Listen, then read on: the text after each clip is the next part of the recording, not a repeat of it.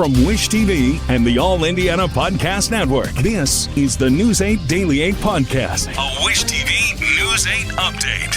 Hi, this is Hannah Mordo, and this is your News 8 Daily for Monday, May 12th. We're off to a decent start outside. It's a bit cloudy out there. It's not going to be a washout by any means, but there are chances this week for the humidity to go up and for there to be some pop-up showers throughout the day. Searching for a romantic summer getaway? Escape with Rich Girl Summer, the new Audible original from Lilly. The exquisitely talented Philippa Sue, returning to narrate her 5th Lilly title. This time, Philippa is joined by her real-life husband, Stephen Pasquale. Set in Toronto's wealthy cottage country, aka the Hamptons of Canada, Rich Girl Summer follows the story of Valerie, a down-on-her-luck event planner posing as a socialite's long-lost daughter, while piecing together the secrets surrounding a mysterious family and falling deeper and deeper in love with the impossibly hard-to-read and infuriatingly handsome family assistant, Nico. Caught between pretending to belong and unexpectedly finding where she truly fits in, Valerie learns her summer is about to get far more complicated than she ever planned. She's in over her head and head over heels. Listen to Rich Girl Summer now on Audible. Go to audible.com/richgirlsummer. Breaking news, the trade war between the U.S. and China is cooling off this morning. The two countries say they have agreed to dramatically scale back their competing tariffs for at least the next 90 days to give more time to negotiate a more permanent deal. America's trade representative in talks in Switzerland says that the U.S. levy on Chinese goods will fall from 145% to 30%, and China's will drop from 125% to 10%. Also breaking news, police say at least 3 people are wounded after an early morning shooting. IMPD says officers first went to a call at 34th and Arlington just after 2 this morning. Investigators say they did not find any victims there, but 3 people later showed up wounded at different hospitals. Police say one is at Methodist, another at Eskenazi, and a third at Community East, and all are stable. So far, there is no word on what may have led to the gunfire. To Pacers watch now, the Pacers pummeled the Cavs and set records in the process. 7 players scored in the double digits as the Pacers built an 80-39 halftime lead over Cleveland, tying an NBA record for the largest halftime lead in a playoff game before cruising to a 129-109 win. Pacers are now in the lead 3-1 in the Eastern Conference semifinals and are 1 win away from eliminating the top seed in the East. Sports director Anthony Calhoun was at the game and has more on the big bounce back from Friday's bad loss. Whatever Pacers head coach Rick Carlisle told his team after embarrassing Game 3 loss to the Cavs here at the Fieldhouse, well, last night it worked in Game 4 because his team was on a mission to get the job done against the Cavs. And how about the performance we saw right from the start? This Pacers team led by 41 points at halftime. They shot 60% from the field. And how about this? 80 points they scored in the first half alone, which was a franchise record in the postseason. I feel like Coach is, a savant when it comes to adjustments and getting the best out of guys. And, I think we kind of just follow that lead. And his intensity come playoff time is it's easy to follow. And, when we have a game like we had last game, such a letdown, he sets the tone with, our energy in practice or, film or whatever, and we just kind of follow that lead. Game 3 was ugly. It was ugly. And our crowd was another thing that really fueled us tonight. And our guys responded well, but, as I said, it's over. And now we got to get ready for the next. I just thought we had fight. I don't really look at, the points and all that stuff. I just thought our fight was there, which is important, and who that's Pacers basketball. The job's not finished. Great quote the great Kobe Bryant. I think that that's real. You got to be able to go into hostile territory and be able to stay focused. I think that. People are going to start talking about us now. We're this, we're that. We got to keep our heads down, keep our blinders on and just keep rolling, man. Just, ignore the noise and, continue to keep playing our brand of basketball. The Pacers, they did have 7 players in double figures as they take a commanding 3-1 lead against the Cavs in this best-of-7 game series. And the Blue and Gold know they're going to need a total team effort on Tuesday night in Cleveland if they want to wrap up this series and get back to the Eastern Conference Finals for the second year in a row.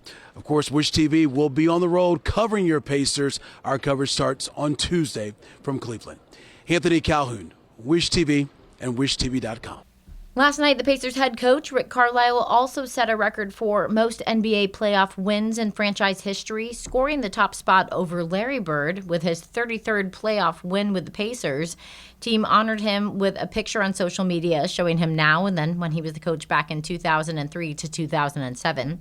The late Slick Leonard holds the overall team record for postseason victories. His teams won 69 ABA playoff games during his tenure. The other big story from the game is an incident involving Benedict Mathurin in the first quarter. It happened quickly. You see, Mathurin punches DeAndre Hunter in the chest, then Hunter shoves Mathurin to the ground. Officials called Mathurin for a flagrant 2 foul, which is an automatic ejection. Hunter was given a technical. After the game, Carlisle said he had a lot of questions about the call, but that Mathurin would accept it and the team would move forward. More news now. Indianapolis-based Lilly gets a boost from a new study. Researchers say the company's weight loss drug outperforms its rival. Lilly funded this study. It finds that people taking Zepbound lost more weight over time than those who took Wegovy from Novo Nordisk. The numbers: Zepbound led to an average weight loss of 50 pounds over 72 weeks, that's 6 years, compared to 33 pounds for Wegovy. Lilly's stock stumbled last week after CVS announced that Wegovy would be the preferred option in its benefits management business. A Mother's Day crash into the Johnson County Juvenile Detention Center may have been an attempt to send the legal system a message. That's according to authorities after the arrest of a man. News 8's Brittany Noble is on the story, and she starts with who he is and what police say he did. Well, investigators say the father drove a pickup truck with the words "Fathers Matter" spray painted on the back. The sheriff's office says 39-year-old Jacob Daunt told them he was trying to send a message to judges and the judicial system and that he had not been allowed to see his son in over a year. Around 11:40 on Mother's Day morning, deputies say he drove his white pickup truck into the front entrance of the Johnson County Detention Center in Franklin. The facility operates 24/7 and houses juvenile residents. We're told people were inside the building at the time of the crash, but that no one is hurt. Daunt was arrested and preliminarily charged with intimidation, criminal recklessness, and criminal mischief. Authorities say the suspect is being held without bond because he has an active warrant out of Shelby County for dealing meth. As more details about the investigation become available, I will let you know, both on air and on our website. I'm Brittany Noble for Wish TV and WishTV.com. Investigators in Greenwood are trying to figure out what caused a plane to lose power and crash. The wreck happened just after noon yesterday near the Indy South Greenwood Airport. Investigators say a single propeller plane had taken off and was heading north when it made an emergency landing about a half-mile away near the state police hangar. The Greenwood Fire Department says a male and female were inside the plane, but we do not know their ages. A release from the department says the two were taken to the hospital with minor injuries. IMPD is warning of a surge in vandalism in the historic Lockerbie Square neighborhood. They say people have reported nearly a dozen cases of slashed tires or shattered windows. We talked to a man who lives in the neighborhood. He estimates the true count is in the 20s or 30s.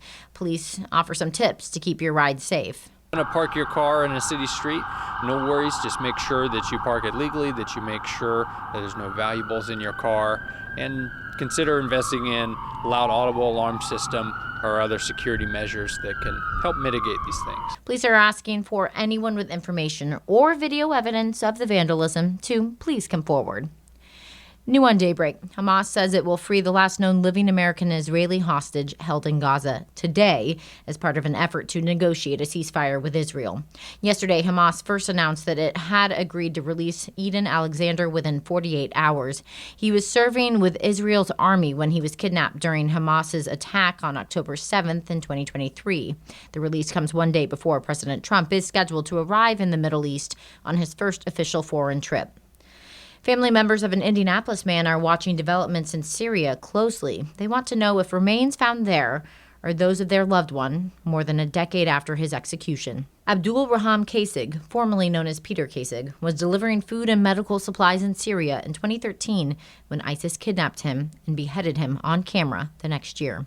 His parents, Ed and Paula Kasig, say in a statement that the U.S. government has told them about the remains of possible ISIS victims discovered in Syria. Kasig's statement says, until more is known, we will have no further comment. Now let's get to your business headlines with Jane King. She starts with a story on beef prices. So stocks were down Friday on nervousness about the China trade talks, but by all accounts, the results of these talks over the weekend were much better than what anybody expected. The Dow is pointing at a 1,000-point gain at the open today as the U.S. and China have decided to delay tariffs for 90 days while they keep talking.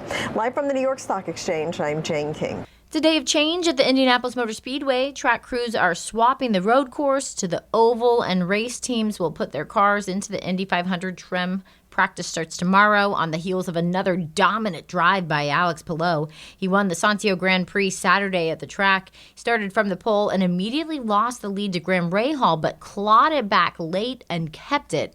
It's his fourth win in 5 races, giving him a commanding lead heading into the Indianapolis 500. Now 13 days away. Today you can meet 3 drivers on their day away from the track. Ed Carpenter Racing is heading to Zionsville. News 8's Hernan Gutierrez was there this morning at the Java House and tells us what's happening there. Yeah, so you'll be able to meet with Alexander Rossi, Ed Carpenter, and Christian Rasmussen as they're on their day off, as you guys mentioned, from the track. They'll be meeting and greeting with fans, taking pictures, and also making some coffee if you need an afternoon pick-me-up. Here to tell us a little bit more about what's going on, we have Matt Thompson. He is with Heartland Food Products Group. And Matt, tell us a little bit about, well, you mentioned it last hour, about having a little bit of a presence on the track. As a local brand, what has that done for your guys' presence, nationally? It's really raised our profile. I mean, I apologize, I'm a little caffeinated right now. I think I'm on my 3rd Christian number 21 signature drink. But as an Indianapolis-based company, it's just huge for us. Our parent company is the makers of Splenda, done right here in Indiana as well, Indianapolis. And it's just so much fun to see the Java House car, the Splenda car, going around the tracks all over the country. And so those cars will actually be outside in the parking lot, right, for people to take pictures. Tell us a little bit about what people could expect if they come through this afternoon. Yeah, so if you come to our Zionsville location, you'll be able to meet and greet with the drivers, as you said, Ed Carpenter, Christian Rasmussen, Alex Rossi will be here. And then we'll also have the number 21 Splenda car and the number 20 Java House car that Christian and Alex drive will be out front. You'll be able to take pictures. It's a great photo op. Very rarely do you get a chance to get this close to the cars. And if people can't make it out tonight, you guys also will have more of these kinds of events throughout the month, or at least you guys will be at the track with some sort of presence? So we are definitely at the track at the fan zone in the Midway, where you'll be able to come and we'll have some meet and greets and be able to try all of our different products. And then we do have another event at our Clay Terrace location on May 21st. All right, Matt, thank you so much for your time this morning. We really appreciate it. The drivers, they'll become baristas at 4 right here at the Java House Zionsville, and they'll be here through 6 tonight. Reporting from Zionsville, I'm Hernan Gutierrez, Wish TV and WishTV.com. As Pope Francis said, I too turn to the world's leaders with an ever-timely appeal. Never again war. Pope Leo is calling for peace across the world in his first Vatican address. That was the new pontiff yesterday, speaking to thousands of people in Vatican City. In his address, Pope Leo called for peace in Ukraine and an immediate ceasefire in Gaza. Speech is a papal tradition, offering a Sunday blessing at noon. Officials say about 100,000 people gathered in St. Peter's Square for the address. The Chicago Staple has named it a dish after the new pope, a now very famous Chicago native. Portillo's says its new sandwich is called the Leo. Company describes it as a combination of divinely seasoned Italian beef, baptized in gravy, and a holy trinity of sweet, hot, or a combo of peppers. We did look up their Italian beef sandwich online, and the two seem quite similar. This has been your News 8 Daily from Wish TV. I'm Hannah Mordeau. Watch us on Wish TV and WishTV.com.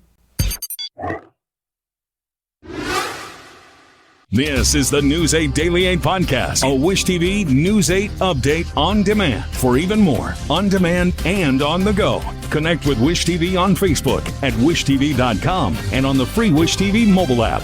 Thank you for listening. And be sure to like, subscribe, and follow this podcast for updates every weekday morning on the All Indiana Podcast Network and wherever you get your podcast.